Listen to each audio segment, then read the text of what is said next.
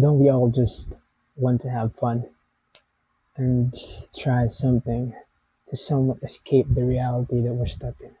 Something that you don't want to feel anymore and you just had enough of and you just want to find a way to get out of it.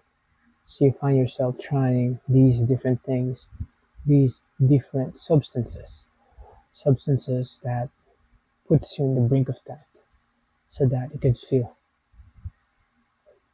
somewhat alive. When I first started looking into this particular story, I was really somewhat taken aback of how visually stunning the poster was and the trailer was for this film called A Scanner Darkly, which was directed by Richard Linklater. And when I first saw it when I was in college, I thought to myself that I will watch that in the future once I think I'll be ready to do so.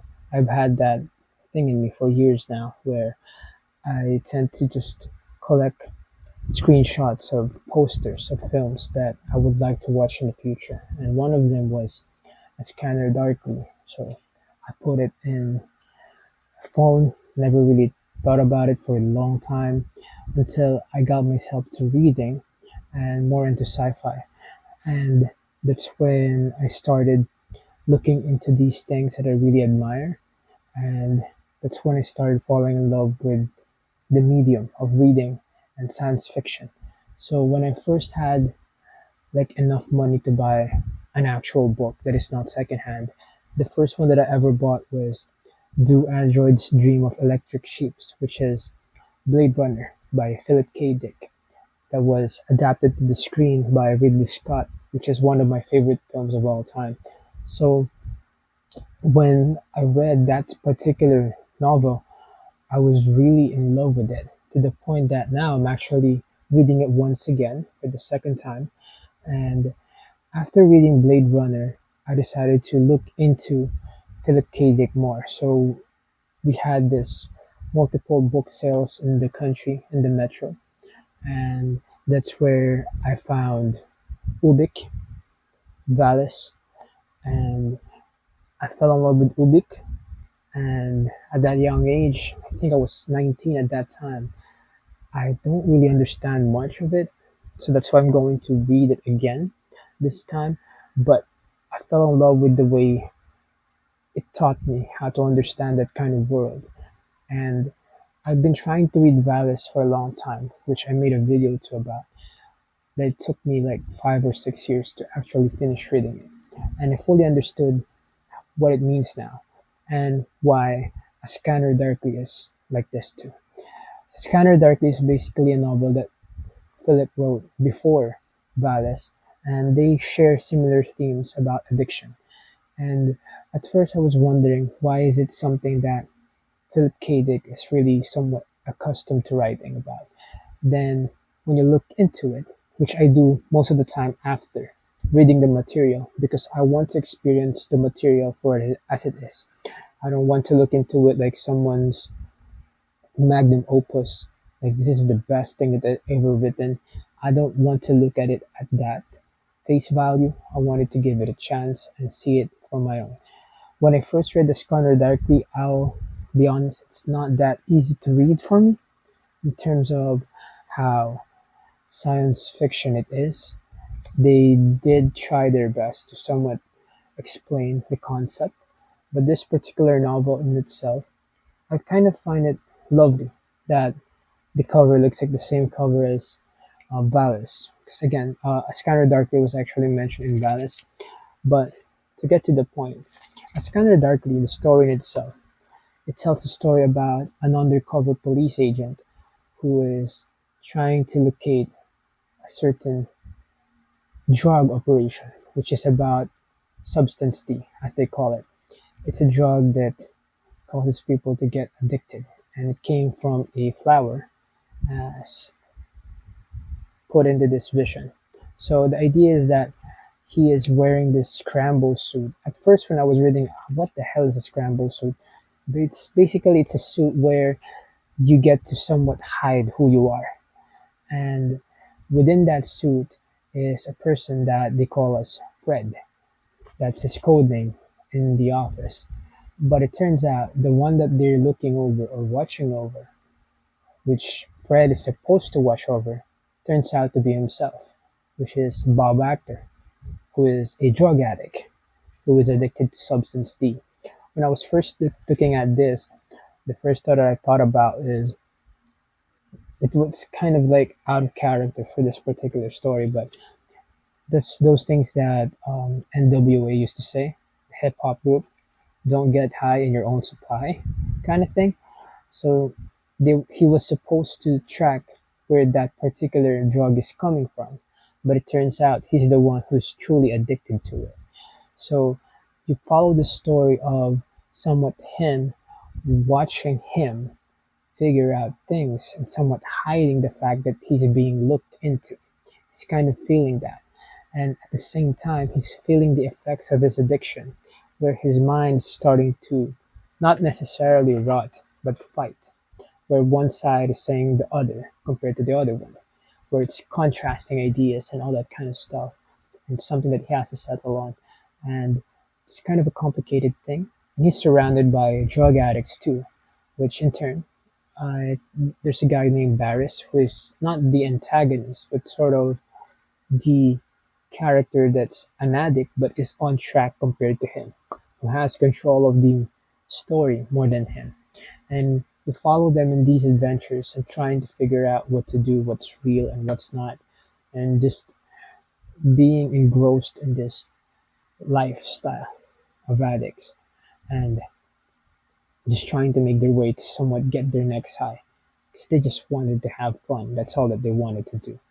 And as the story progresses, it turns out that he gets evaluated more and he got caught as the one that is actually Bob Actor, which is the one that's addicted to the substance D. So he was supposed to be the one that's tracking that, but it turns out he's the one that's really using it.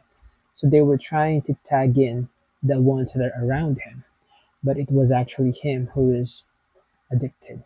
And with that story, he's trying to somewhat process all of those things. And then he told himself that he'll just stop and then start experiencing withdrawal and all these kind of things. And you watch over it, and then with the way the story unfolds, turns out the same company that they support in terms of rehabilitation is the same company that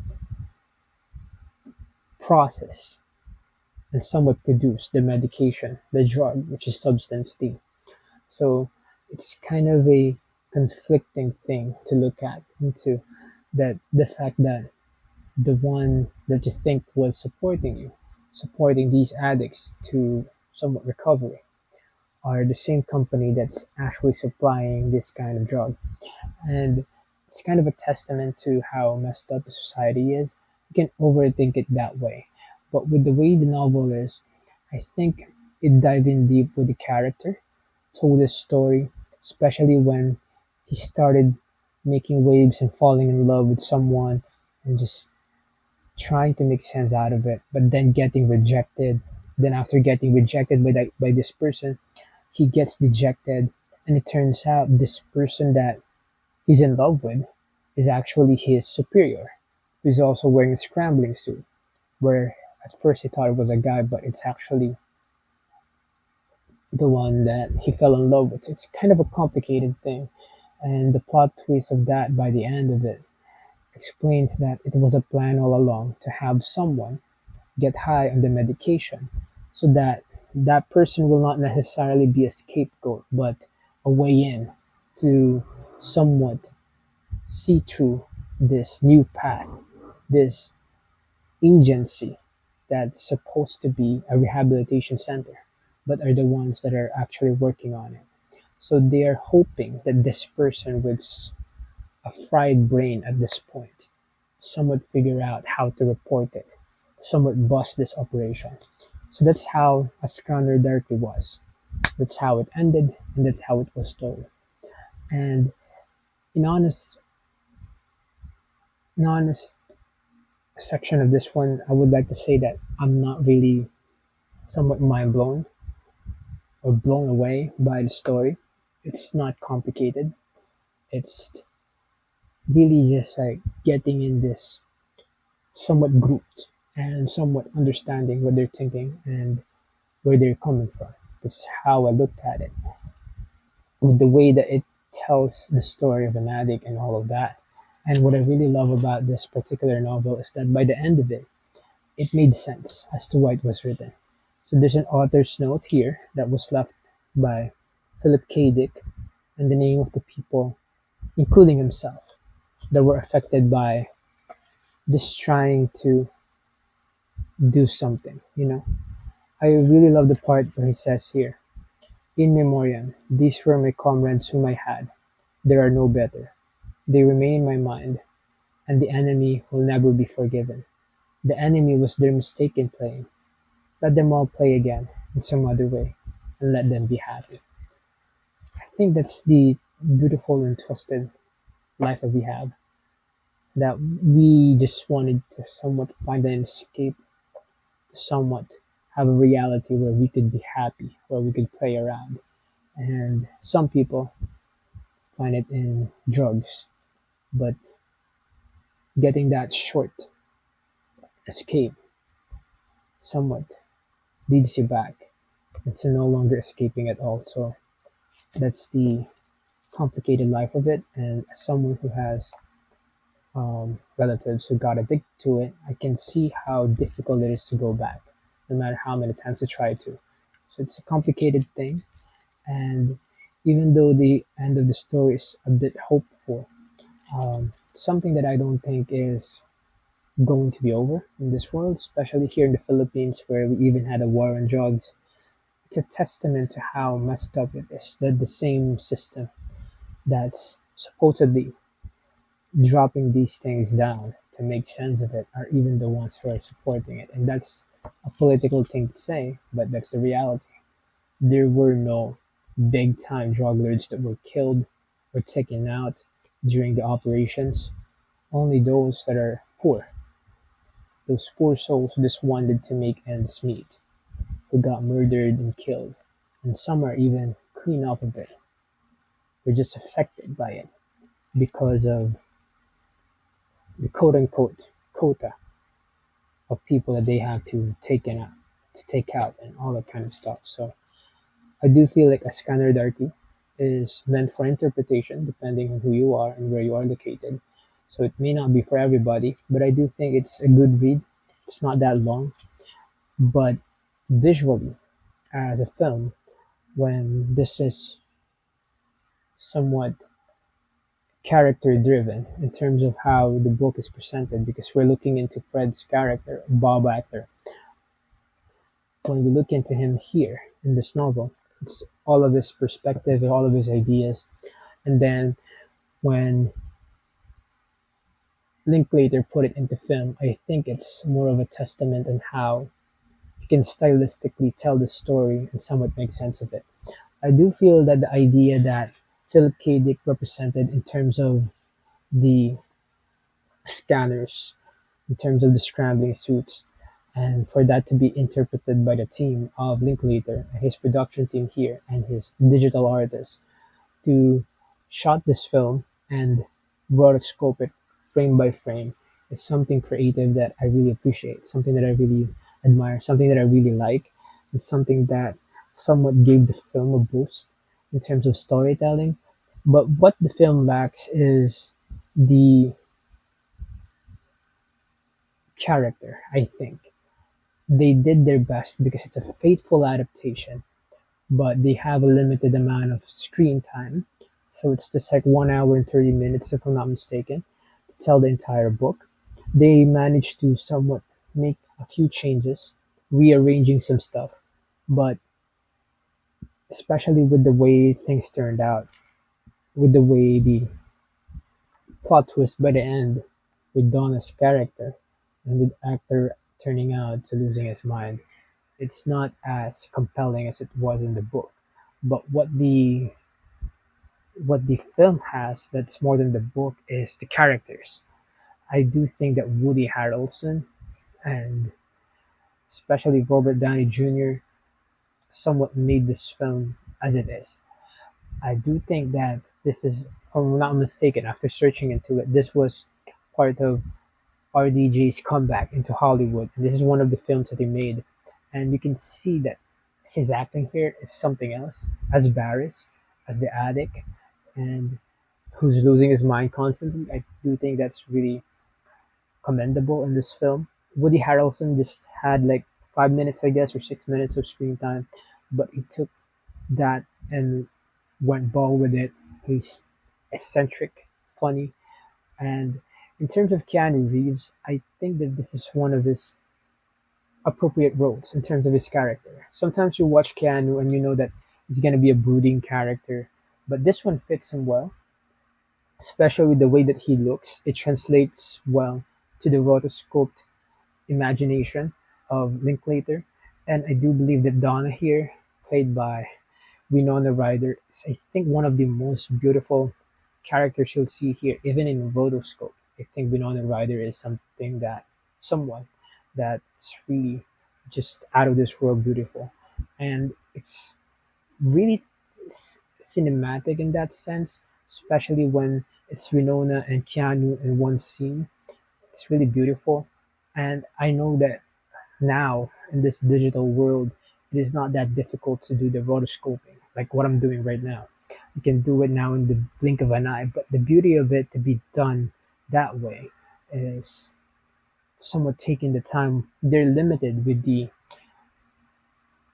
technology that they have at that time, but with their limitations, they were able to put this story about a scanner darkly and really put in the work in it. And I do love how they maximize the parts of the story in the novel that is difficult to visualize, and it really made sense in there. But I do think that if only they had additional budget for them to somewhat flesh out Bob Actor's character, Keanu's character here a little bit, and somewhat dive in deep with his psyche, with the way that he thinks, it would really translate well. Especially with the end, it's a bit rushed in the film compared to the novel where they actually build up this character that's losing his mind. So we really got to see Keanu somewhat just be someone who's no longer on the substance, losing his mind, is trying to make sense of everything. So they did miss out on that, but visually it's stunning.